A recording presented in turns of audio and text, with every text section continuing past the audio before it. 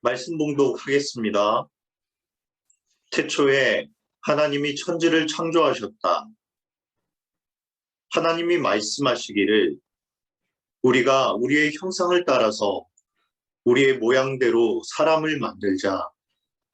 그리고 그가 바다의 고기와 공중의 새와 땅 위에 사는 온갖 들짐승과 땅 위를 기어다니는 모든 길짐승을 다스리게 하자 하시고, 하나님이 당신의 형상대로 사람을 창조하셨으니 곧 하나님의 형상대로 사람을 창조하셨다. 하나님이 그들을 남자와 여자로 창조하셨다. 하나님이 그들에게 복을 베푸셨다. 하나님이 그들에게 말씀하시기를 생육하고 번성하여 땅에 충만하여라. 땅을 정복하여라. 바다의 고기와 공중의 새와 땅 위에 살아 움직이는 모든 생물을 다스려라 하셨다. 여러분 반갑습니다. 그리고 환영해 주셔서 감사합니다. 지금 저희가 코로나 팬데믹 상황을 지나고 있는데 의료인 여러분들이 가장 수고가 많은 것을 보게 됩니다. 여러분들 참 귀합니다. 우리 사회에 의료인들이 얼마나 소중한 존재들인가 다시 한번 우리 사회 구성원 모두가 경험하고 있고 그런 면에서 참 감사하는 마음이 있습니다. 이런 이제 팬데믹 예기치 못한 이제 상황이 벌어진 거죠. 근데 이런 팬데믹이 오면 늘 사람들은 그 시대 또 그 문명 그리고 삶의 방식에 대한 반성적 성찰을 이제 하곤 했습니다. 우리가 얼마나 취약한지 또 인류가 얼마나 여전한 한계를 갖고 있는지 참 많이 느끼고 있는 시간인 것 같습니다. 이 사태 직전에 우리 문명, 보통 우리가 사피엔스라고 하는 현생 인류, 우리 문명은 엄청난 자신감을 갖고 있었습니다. 인류가 얼마 안 가서 사피엔스 종의 한계를 넘어 호모 데우스, 즉 신적 능력을 지닌 종으로 진화할 거라고 하는 전망이 일기도 했습니다. 여러분은 아마 유발 하랄이라고 들어보셨을 거예요. 사피엔스하고 호모 데우스를 써서 전 세계적인 히트를 쳤잖아요. 그는 자연과학뿐만 아니라 인문사회과학, 특히 역사에 대한 정말 해박한 지식을 바탕으로 이제 이 두 이제 학문의 경계를 넘나들면서 정말 이 주제를 너무 설득력 있게 펼쳐갔어요. 그래서 이제 하라리의 이제 주장에 따르면 현재 인류는 현생 인류 사피엔스 종이 수만 년과 극복하지 못했던 이제 최대의 이제 3대 그 이제 과제. 그게 첫 번째가 이제 기아 문제, 이제 먹는 문제 해결하는 거, 그거 하고 두 번째가 질병 문제, 세 번째가 전쟁이라고 하는 3대 과제 문제를 해결하려고 부단히 노력해 왔는데 21세기 들어서 특히 이제 지난 30년 정도 인류가 보여준 모습을 보면 이 3대 과제가 거의 이제 통제 가능 상황에 들어왔다 이렇게 평가할 수 있다 이렇게 하라리는 많은 데이터를 가지고 설명하고 그것은 대중들의 상당한 공감을 얻었습니다. 근데 이 세 가지 문제를 이제 해결한 인류는 인류의 이제 마지막 남은 이제 최대의 과제 뭐겠습니까? 죽음이죠, 죽음. 그 죽음의 문제를 해결하려고 하는 그 시도를 이제 하기 시작했다. 이제 하라리가 이렇게 얘기합니다. 그 이제 프로젝트의 이름은 길가메시 프로젝트입니다. 여러분 길가메시 혹시 들어보셨어요? 고대 바벨론에 있었던 그 길가메시 서사시라고 영생을 찾아 떠나가는 이야기입니다. 길가메시가. 근데 이제 지금 현재 ICT 기술, 뭐 의생명학의 이제 발전, 특별히 유전공학, 또 인공지능 로봇 공학의 이제 발전 속도가 엄청나잖아요. 그래서 이제 어떤 이제 전망을 하냐면 하라리뿐만 아니라 많은 이제 이쪽 소위 말하는 과학 기술 라인에 있었던 이제 사람들 중에 곧 임계점이 올 건데 현생 인류의 지적 능력과 신체적 능력을 돌파해서 신적 수준에 근접하는 단계가 올 거라는 그런 이제 전망을 합니다. 그래서 인류가 죽음을 극복하고 초인류적 지적 능력과 신체 능력을 지닌 존재. 그러니까 이제 여기에 이제 여러 가지가 다 이제 복합적으로 탑재되잖아요. 그래서 이제 뭐 게놈 프로젝트로 우리가 이미 이제 우리 유전자 정보도 다 해독해냈고, 거기에서 이제 요새는 안티에이징 기술도 되게 많이 이제 연구도 많이 이제 진행되고 있는데, 노화도 이제 방지하고, 그 다음에 인간이 결국 노화와 질병을 일으키는 그런 요소들이 결국 인간을 죽음에 이르게 하는 거니까, 사고사외로는 그 부분을 통제하고, 뭐 장기 복제라든지, 그래서 그걸 통해서 정기적으로 장기를 갖다가 이식하고, 그리고 이 신체의 한계를 갖다가 넘어서기 위해서 로봇공학을 갖다가 적극적으로 이제 적용하는 방식으로 하면, 우리가 과거에 뭐 600만 불 사나이, 뭐 소머즈 뭐 이런 데서 보았던 것처럼 거의 사이보그 수준의 이제 신체 조건을 갖고, 또 뭐 인셉션 같은 방식으로 이제 정보를 갖다가 이제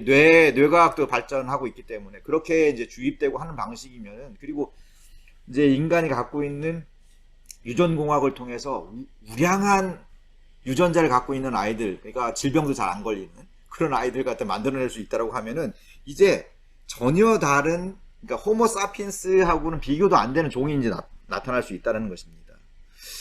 그렇게 되면 열등한 종인 호모 사피엔스는 호모 데우스가 출현하게 되면 사라질 거다라고 하는 게 바로 이제 유발 하라리의 이제 전망, 간단한 전망인데, 여러분 어떻게 생각하세요? 이런 이제 유발 하라리의 이런 전망, 정말 이런 미래가 올까요? 여기 몇 사람 안 되지만 그런 미래가 올까요? 그리고 몇몇 사람은 무슨 얘기를 했냐면, 지금 태어나는 아이들이, 지금 막 태어나고 있는 아이들이 마지막으로 죽는 세대가 될 수 있거나 최초로 죽지 않는 세대가 될 수 있다, 뭐 이런 얘기까지 하는 아주 이제 급진적인 과학자들은 그런 얘기를 하는 사람도 있더라고요. 여러분, 이런 일이 일어나면 정말 좋은 세상이 될까요?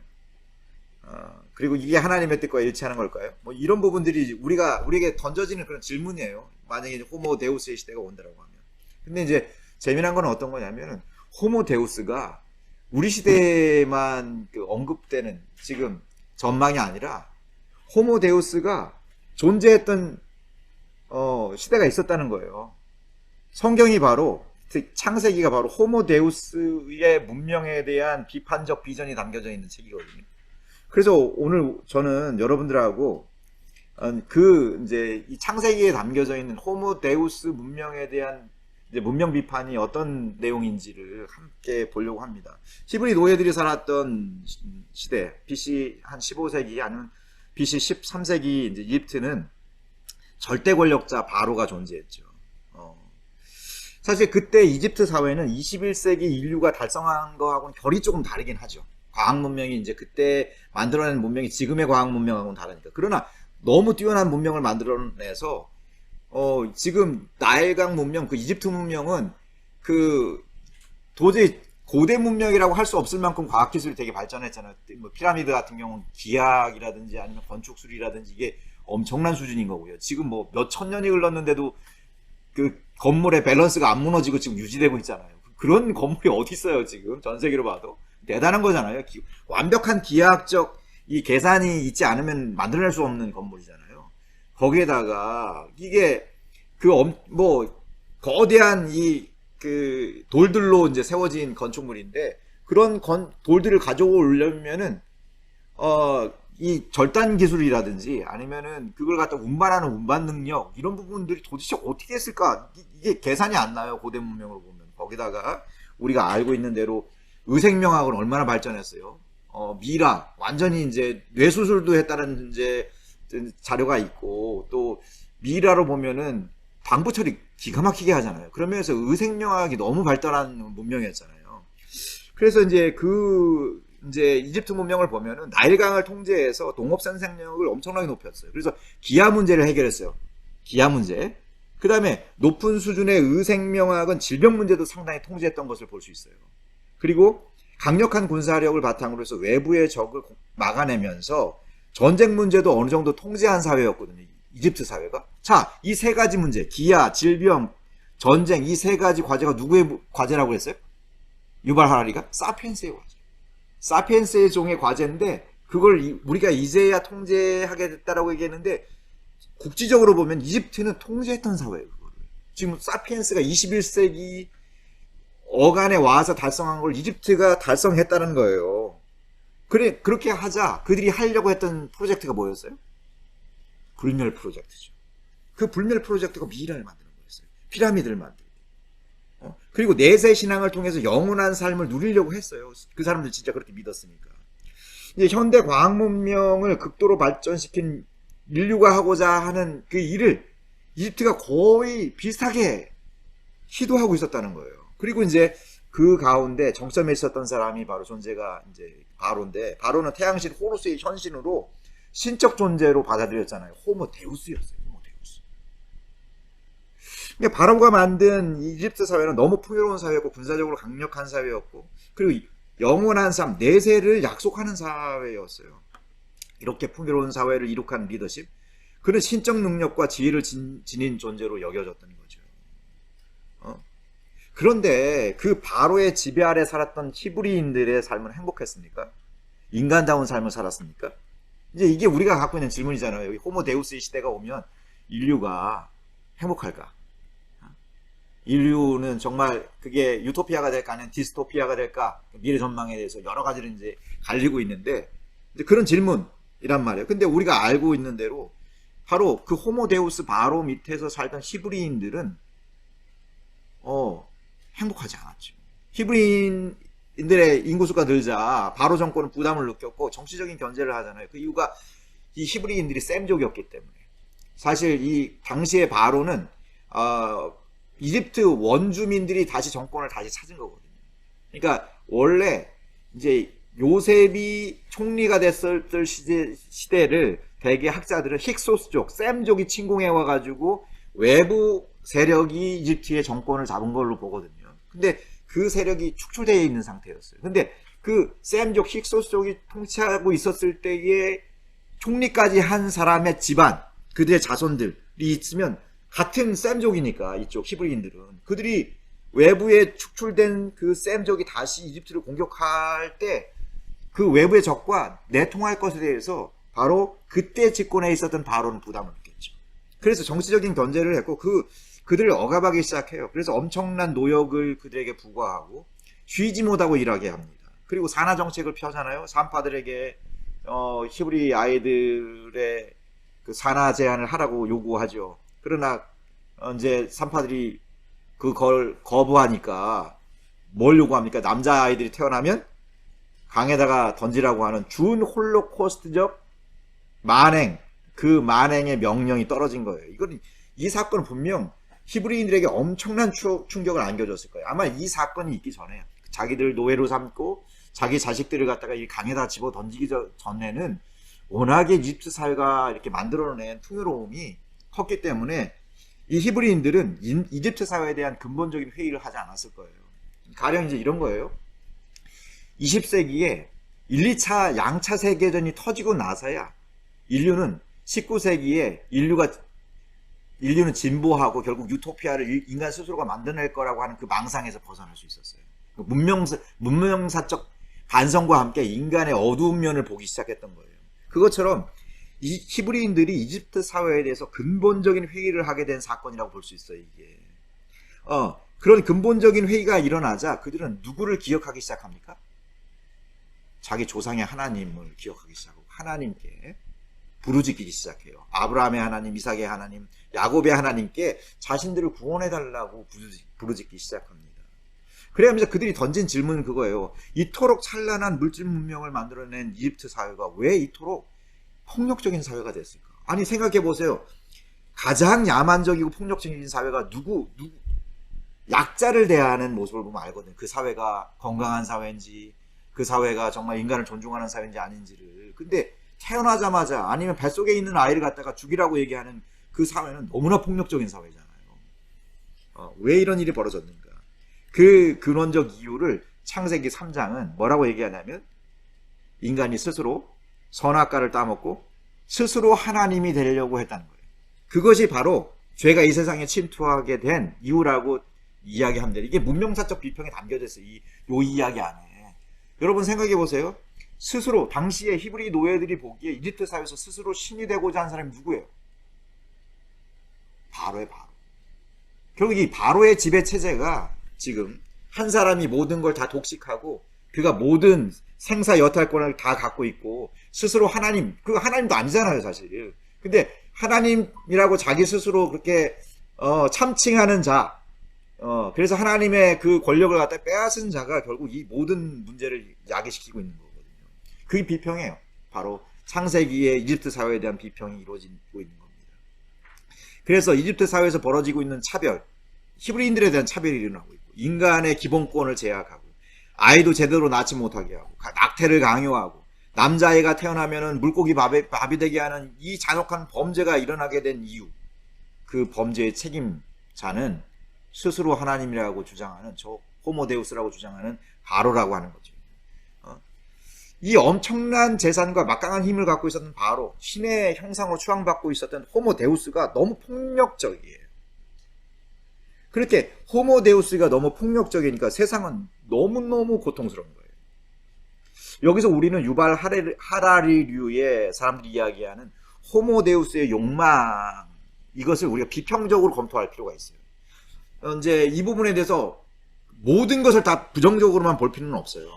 이제 제가 이제 지금 불사 프로젝트를 진행하잖아요. 지금 얘기했던 대로 불사 프로젝트를 진행하고 있는 이런 그 길가메시 프로젝트 같은 것, 이것이 단일팀이 아니라 여러 가운데서 지금 진행한다고 하더라고요. 구글 팀이나 이런 데서도 마찬가지고 그렇게 진행하는데, 여러분 이렇게 인간의 노화를 갖다가 막아내고 인간의 질병을 갖다 극복하게 하고, 그리고 인간이 오래 살게 하고, 그리고 그것이 기술적으로 충분해지면은 오래 사는 정도가 뭐 200년, 300년이 아니라 막 1000년 살게 되는, 창세기에 나와 있는 1000년 사는 사람들, 아담과 무두셀라나 뭐 이런 사람들의 그 시대를 갖다가 재현하는 것, 이런 것들이 오게 한다라고 하는 것, 그게 좋은 일이에요, 나쁜 일이에요?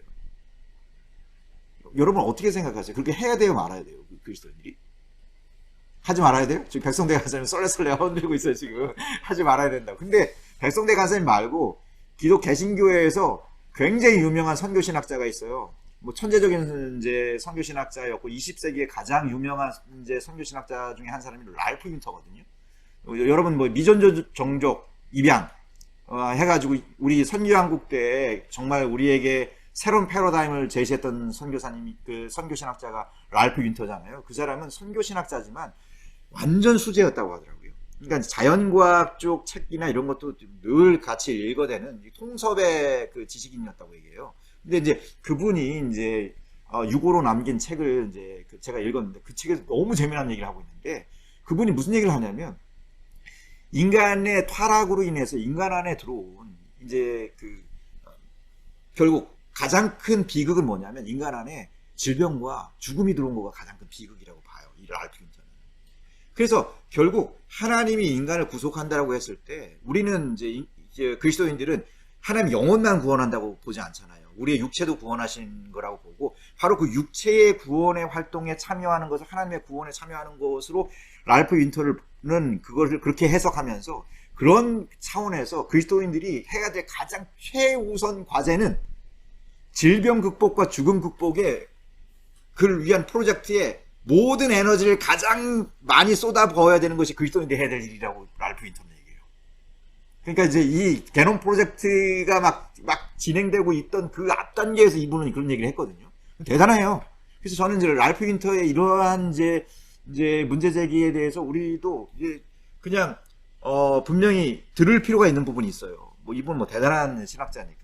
그러나 이제 제가 얘기하려고 하는 거는 그런 면에서 이런 이제 호모데우스 프로젝트에 대해서 우리가 그냥 무조건 비판하는 거가 아니라, 그 안에 이제 있는 그 호모데우스 프로젝트의 그 욕망이 있잖아요. 그것을 우리가 비판적으로 성경이 보듯이, 성경이 이야기하는 그 관점으로 우리가 비평적으로 볼 필요가 있다는 거예요. 물론 이제 이 유발 하라리류의 하라리는 이제 인간이 호모데우스가 되는 과정 중에 윤리적인 수준도 높아질 거다, 그렇게 얘기를 하거든요.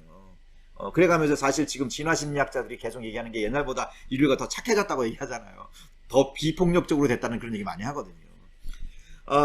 그런데 그들의 방점은 그 도덕성보다는 역시 능력의 방점이 많이 찍혀 있어요. 이 호모 데우스라고 하는 이 프로젝트, 이 전망에 있어서. 근데 이제 생각해 보세요. 인간이 과학기술의 발달을 통해서 불멸을 획득하고자 하면은 천문학적 비용이 돼요. 초기 비용은 적어도. 이게 보편화되기 전까지는.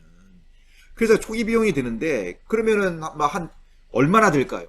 지금 몇몇 부자들이 지금 우주여행 가고 막 그러잖아요. 몇백억씩 들여가지고 가고 그러고. 지금 앨런 머스크는 화성 가려고 지금 그 비트코인 갖고 장난치잖아요. 자기가 돈 모았다가 그 폭락할 거라고 하고서 막 손에 입히고 하는 거 하잖아요. 부자들이 너무 부도덕하잖아요. 그러면 도대체 불멸, 이제 화성 가고 우주 가는 정도가 아니라 자기가 불사의 존재가 된다고 하면 사람들 이거 어떻게 할까요? 만약에 그 가능성이 열리면. 1000억이 든다고 하더라도 지금 1000억 정도 갖고 있는 사람은 굉장히 많거든요. 전 세계적으로 보면은. 그러면 1000억이 있으면 된다고 하면 불사 다 하려고 하겠죠. 그러면 사람들은 목표가 뭐가 되겠어요? 1000억이 되면은 자기가 불사로 간다고 하면 1000억을 목표로 수단과 방법을 안 갈 거예요. 그러면 더 비정한 사회가 될 가능성이 크잖아요. 부의 편중은 더 심화되고 가난한 사람들은 더 절망 속에 빠져들어갈 가능성이 큽니다. 그리고 죽지 않는 사람들이 늘게 되면 그 사람들이 이제는 은퇴도 안 할 거라고요. 병원장들 은퇴 안 할 거거든요. 여러분 병원장들 은퇴 안 해요. 안 죽으면 그렇잖아요? 그러면 여러분들한테 기회가 없어요. 여러분 심지어 죽지 않는 호모데우스가 늘어나면 출산도 제한할 가능성이 되게 높아져요.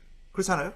이 지구 인구가 여기 이게 탑승하고 살 수 있는 이 행성에 정원이 있잖아요. 근데 안 죽는 사람이 몇백만, 몇천만, 억대로 넘어간다고 생각해 보세요. 그러면 당연히 출생은 통제할 거예요.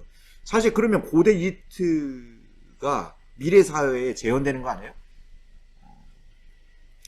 신적 존재가 되는 것을 목표로 하고 있지는 않지만 우리 시대는 이 호모데우스의 이 무드 가운데 우리가 이 문명사적으로 같이 탑승하고 있는 것을 보게 돼요.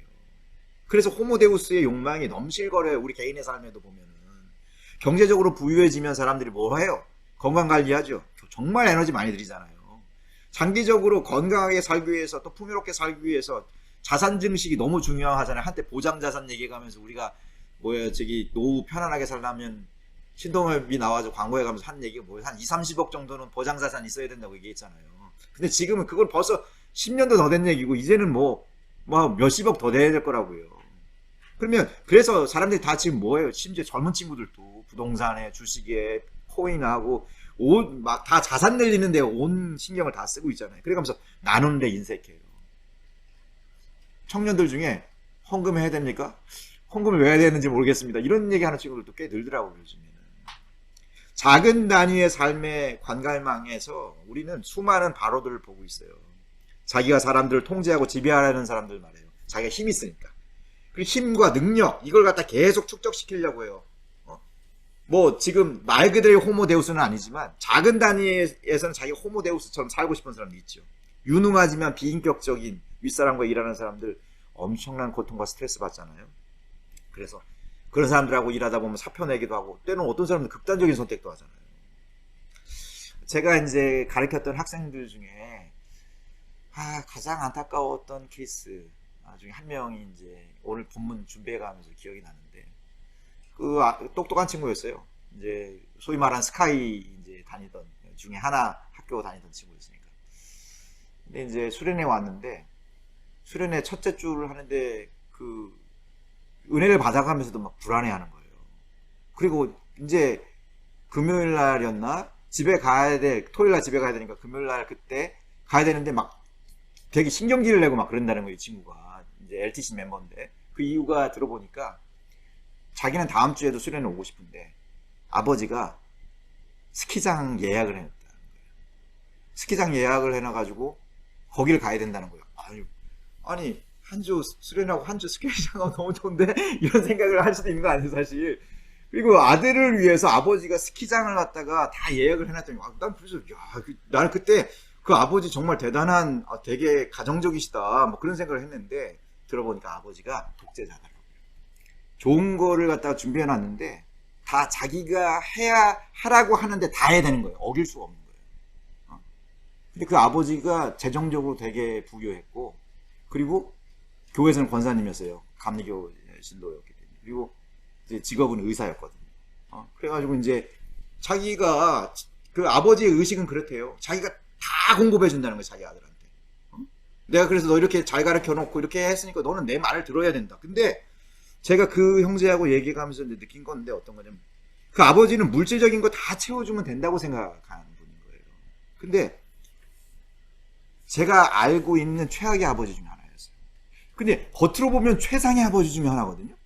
근데 이제 너무 비인격적인 독재자. 너무너무 고통스러워했어요.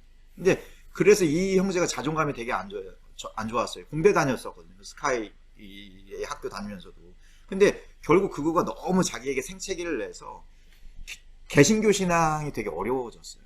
그래서 이제 개신교 신앙은 그만두고 이제 카톨릭으로 갔는데 신앙생활 계속 하는지 모르겠어요. 저는 이제 그런 부분에서 능력이 있는 거 있잖아요. 능력의 방점을 찍고 내가 그래서 물질적 풍요를 갖다 가져다 주고 바로처럼 그렇게 하기 때문에 너는 나의 집에 통제를 들어야 된다라고 하는 그 방식의 이제 가치와 세계관을 갖고 있는 거 있잖아요. 그거가 때로는 너무 많은 사람들에게 자기가 다른 게 아니잖아요. 인격적으로 된다라고 하는 건 다른 사람의 그 감정과 생각을 갖다가 존중할 줄 아는 거잖아요. 그거가 안 되면 너무 큰 고통을 주더라고요. 그래서 성경에서도 신적 능력을 가지고 있지만 폭력적이고 무자비한 신적 존재는 수많은 약자들을 절망하게 만들고 고통 가운데 신음하게 만들었다라고 하는 얘기를 하고 있는 거예요. 히브리 노예들은 이제 난감한 상황이죠. 어떤 난감한 상황이냐면 엄청난 노동에 시달리고 있었지만 이집트보다 더 풍요로운 사회는 없었어요. 그렇잖아요? 근데 아들 낳으면 물에 던져야 돼. 이거 지금 너무 어려운 거죠. 근데 바로를 거스르기는 너무 이제 부담되는 거예요. 왜냐면 바로하고 비교하면 자기는 너무 약했으니까. 그 아들이 그렇더라고요. 가기 싫어해 가면서 아버지를 이기지를 못해요. 너무 무섭대요. 근데 그렇게 생각하도록 길들여졌던 거예요.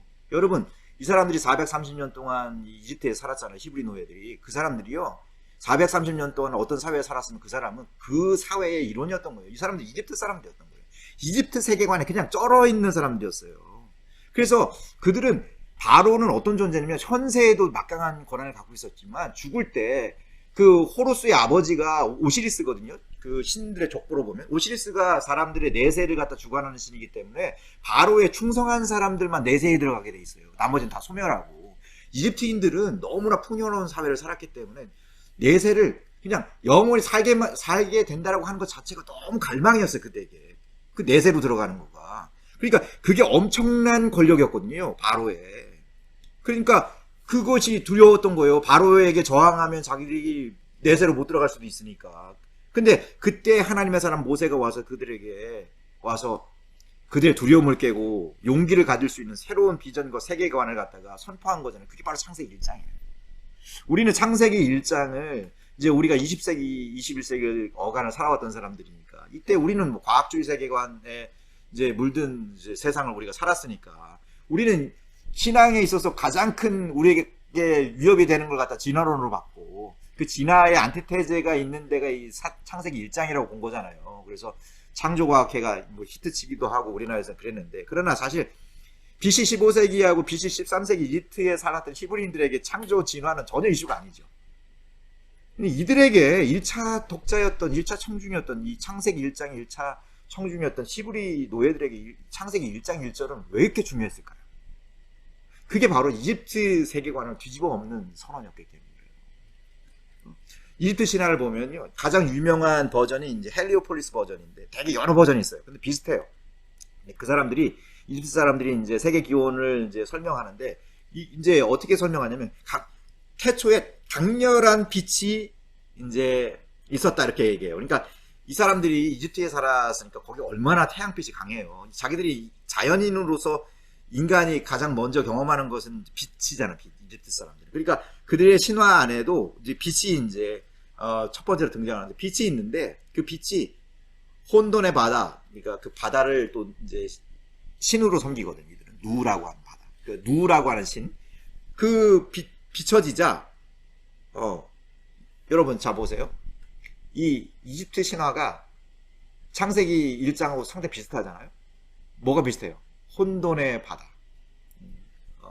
혼돈의 수면 가운데 성령이 이제 하나님의 영이 운행하시는 거하고 굉장히 비슷해요. 이렇게 시작하는데 거기에 정오의 태양 라가 등장하고 본격적인 창조의 역사가 이제 그와 함께 이제 시작되는데 자연현상 모든 것에 신성을 부과해요. 이집트 신화의 특징이에요. 그래서 그 신화 안에는 온통 신이 가득해요.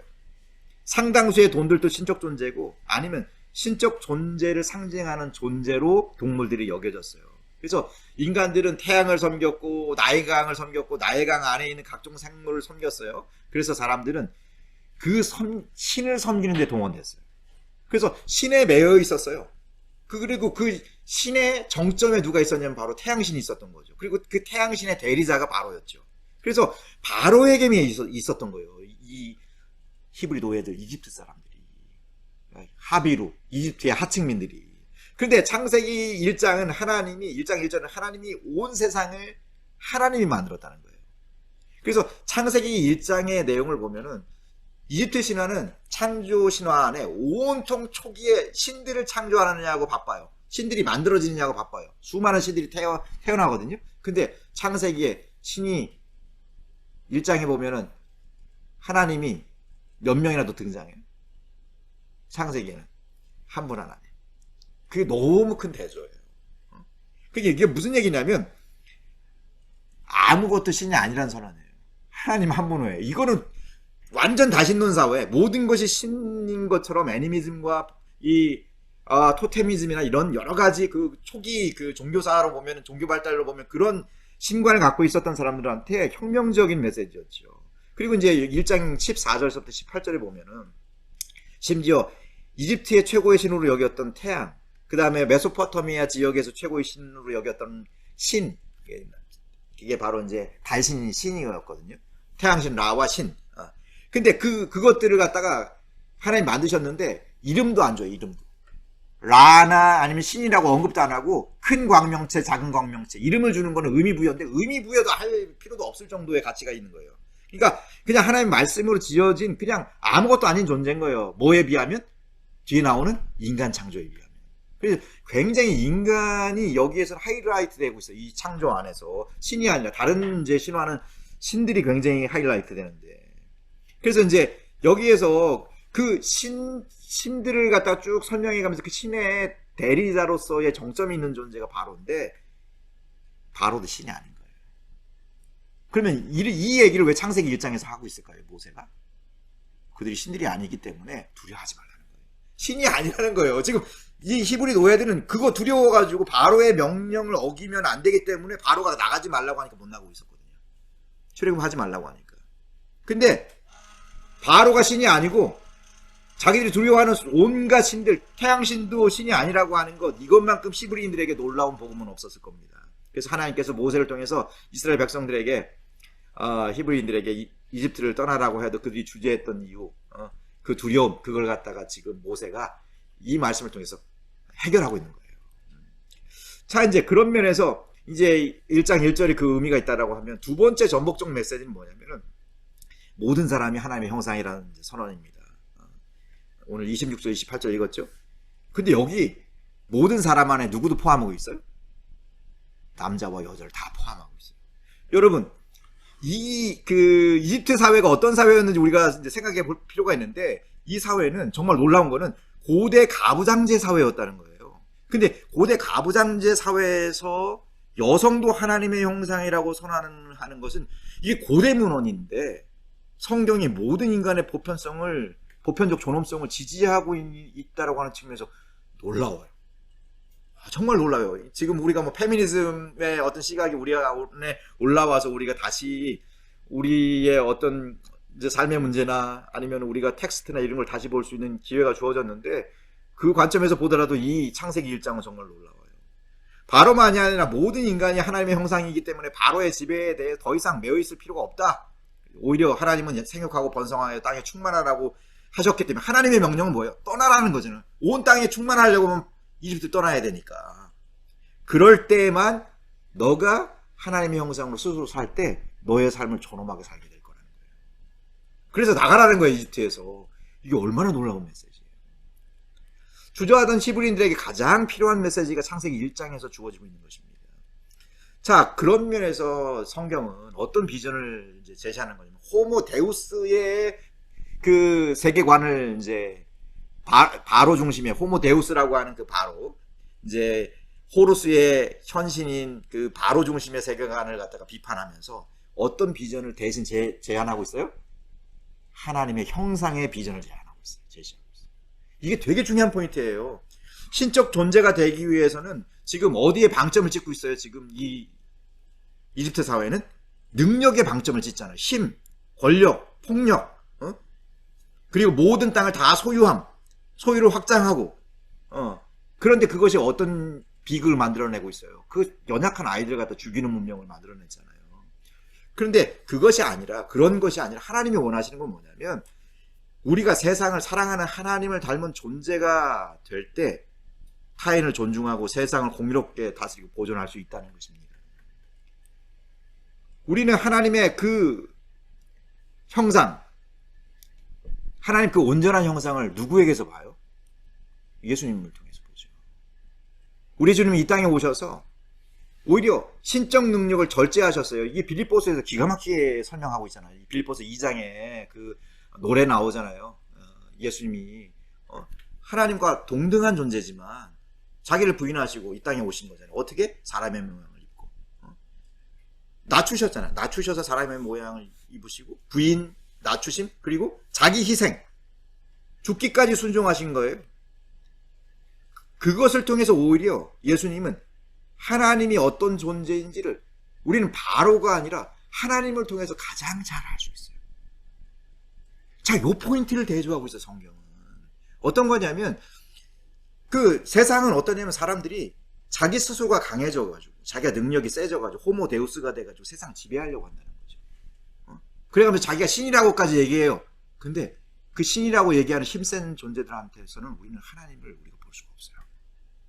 그러나 오히려 진짜 능력은 뭐 하나님의 아들로 막강하신데 이 땅에 오셔서 자기 능력을 다 제한하시고 우리하고 똑같이 인간으로 사시고 심지어 몫으로 노동하시면서 살면서 제3세계의 피식민지 그 노동자의 아들로 정말 3D 업종에 근무해가면 일해가면서 그렇게 고난받아가면서 사셨던, 그리고 나중에는 자기의 생명까지 다 주신, 그 십자가에서 비참하게 죽어가신, 너무나 약하게 사셨던 것 같은, 자기의 힘을 하나도 발휘하시지 않은, 오히려 희생당하신 그 예수님 속에서 우리가 하나님을 진짜 보잖아요.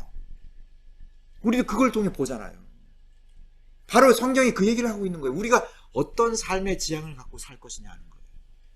그래, 맞아. 하나님은 우리를 만드실 때 놀라운 건 뭐냐면 우리 인간 안에 호모 데우스의 욕망이 있잖아요. 하나님과 갖고자 하는 욕망이 있다고. 왜 우리 안에 하나님과 갖고자 하는 욕망이 있겠어요? 하나님의 형상대로 만들었으니까.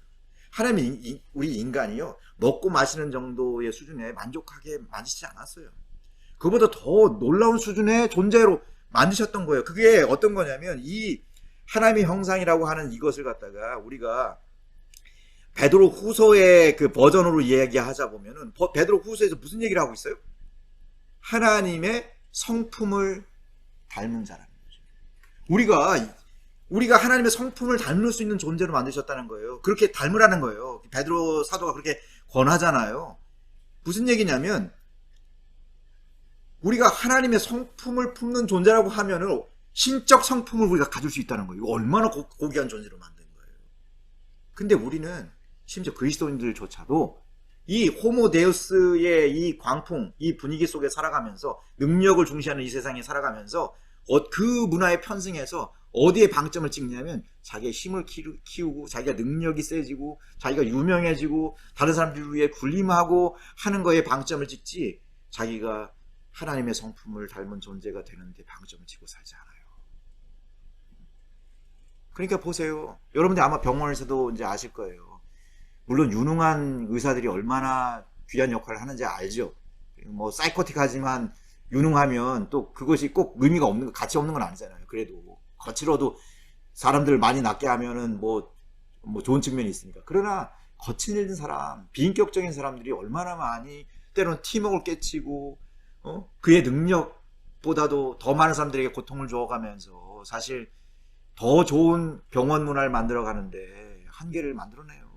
가정에서도 마찬가지잖아요. 내가 많이 돈을 벌어다가 준다라고 하는 것, 그걸로 다 만족해가면서 내가 이렇게 돈 많이 벌어다가 내가 너무 고생하면서 살아가는데 이 정도 하면은 나한테 대우해줘야 되는 거 아니야? 이런 식으로 그런 태도가 우리 안에 자연스럽게 나오잖아요. 그러면 그런 강압적이고 한 그런 인격을 갖고 있는 아빠하고 엄마하고 살아가는 자녀들은 뭘 느끼겠어요? 예수님을 보게 돼요? 예수님이 아니라 바로를 봐요. 바로. 그런 면에서 우리는 이제 이 호모데우스의 이 그 문화 속에서 살아가면서 우리는 다 하나님의 형상의 포인트를 두고 살아가야 될 존재들인데, 우리가 호모데우스적 삶의 방식에 우리를 맞추고 살았진 않았는가를 돌아볼 필요가 있어요. 사실 이거는 문명사적 돌아보며야 되거든요. 호모데우스의 이 욕망에 대해서 사실 개인적 적용만이 아니라 지금 코로나가 터진 이유도 사실 지나친 자연 착취 속에서 나온 거잖아요. 우리 막 야생으로 들어가서 막 먹잖아요, 이것저것.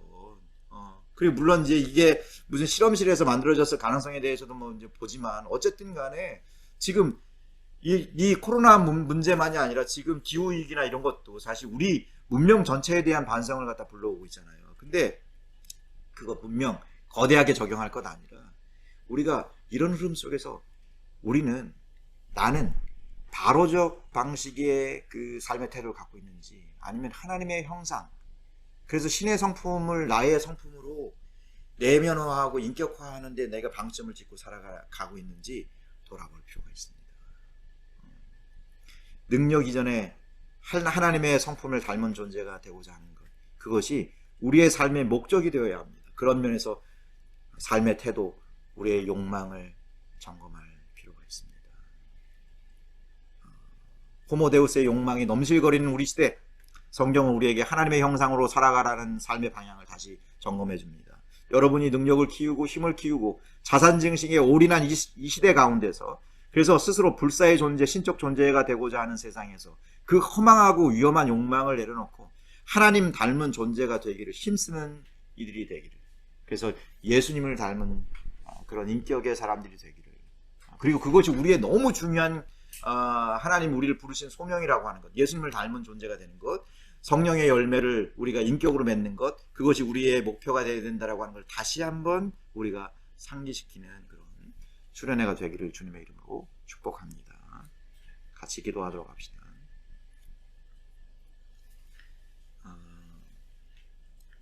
하나님이 온 세상의 주인이십니다. 하나님이 온 세상을 만드셨습니다.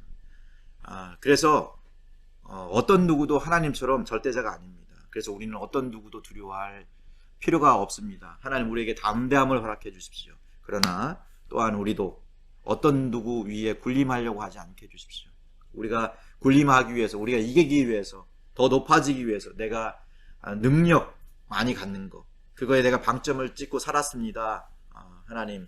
그러나 능력도 중요하지요. 능력도 중요하지만, 그러나 그 능력을 가지려고 하는 것이 우리 주님처럼 나눠주고 섬기고 그리고 생명까지 주려고 하는 그런 주님을 닮은 그 태도일 때, 내가 갖고 있는 능력이 사람도 살리고 저의 인생도 하나님의 형상으로 예수님을 닮은 존재로 성장하는 인생이 될 텐데, 하나님 그거 포인트 놓칠 때가 많습니다. 우리를 긍휼히 여겨 주십시오.